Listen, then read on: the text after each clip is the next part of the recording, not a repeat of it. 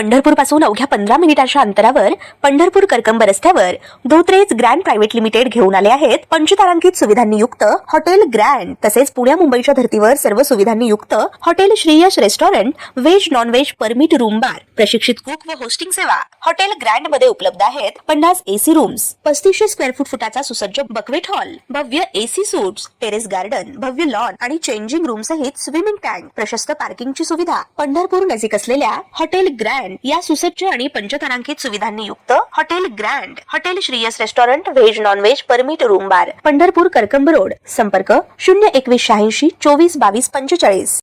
ताज्या घडामोडी पाहण्यासाठी आमच्या YouTube चॅनलवरील PVR म्हणजेच पंढरी वार्ता या न्यूजला सबस्क्राइब करा आणि शेजारील बेल आयकॉनवर क्लिक करा।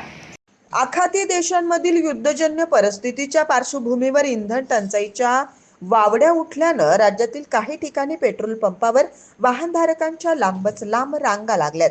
या पार्श्वभूमीवर मुख्यमंत्री देवेंद्र फडणवीस यांनी राज्यातील इंधन स्थिती स्पष्ट करत जनतेला घाबरून न जाण्याचं आवाहन केलंय। राज्याकडे पेट्रोल आणि डिझेलचा आवश्यक साठा उपलब्ध असून नागरिकांनी विनाकारण गर्दी करू नये असं मुख्यमंत्र्यांनी सांगितलंय। मात्र सोशल मीडियावरील अफवांमुळे नागरिक गरजेपेक्षा जास्त इंधन भरून घेत आहेत, त्यामुळे पुरवठा साखळीवर विनाकारण ताण येतोय। दरमहा जेवढ्या इंधनाची आवश्यकता असते तेवढा पुरवठा नियमित सुरू आहे, तरीही कोणी या परिस्थितीचा फायदा घेऊन पेट्रोल डिझेलचा काळाबाजार करत असेल तर त्यांच्यावर कडक कारवाई केली जाईल असा इशाराही त्यांनी यावेळी दिलाय।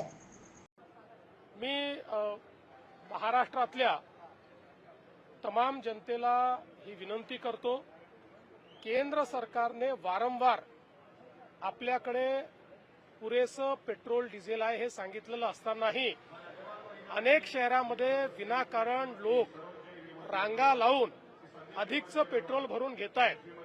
अशा प्रवृत्तीमुळे टंचाई निर्माण होते, कारण डिमांड आणि सप्लाय याच्यावर ज्यावेळेस स्ट्रेस येतो त्यावेळी अनेक अडचणी तयार होतात। आपल्याला जेवढा दर महिन्याला पेट्रोल डिझेलचा स्टॉक लागतो तो देशाकडे आहे, त्यामुळे कोणीही रांगा लावू नये आणि अशा पद्धतीनं जर पेट्रोल पंपावरही कोणी काळा बाजार करणार असेल तर त्यांच्यावर कडक कारवाई केली जाईल। यासोबत काल एक अजून गोष्ट केंद्र सरकारने सांगितलेली आहे,